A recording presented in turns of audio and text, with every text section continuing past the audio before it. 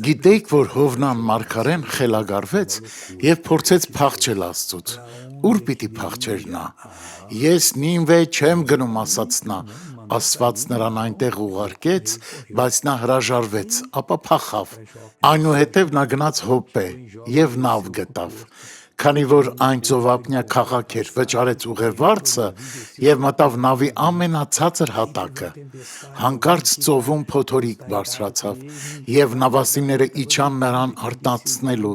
Նա խորը քնի մեջ էր, բայց նրանք արթնացրին նրան, ասելով. «Վեր կաց, աղաղակիր քո Աստծուն»։ Այնուհետև նա հասկացավ, որ խնդիրն իրենից է եւ ասաց. «Վերցրեք ինձ եւ նետեք ծովը»։ Աստված պատրաստել էր մի մեծ ձուկ, որ կուլ տվեց նրան։ Հովնան երկրորդ գլուխ։ Եվ Հովնանը աղոթ կարավ իր Տեր Աստծուն ձկան փորիցը։ Տերը խոսեց ձկան հետ, եւ ձուկը Հովնանին փսխեց ցամաքի վրա։ Հովնանը վերադարձավ Նինվե մարդկանց քարոզելու։ Տեսեք, թե որքան մեծ են Աստծո գործերը։ Այդ օրը մի ամբողջ ժողովուրդ փրկվեց։ Մի փախչեք Աստծուց, բարեկամներս։ Աղոթենք։ Հայր,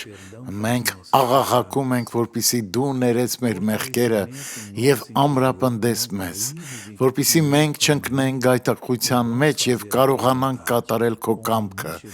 Իսկ դու չար դուրս արի այս մարդուց Հիսուսի անունով, եւ դուք ասեք ամեն։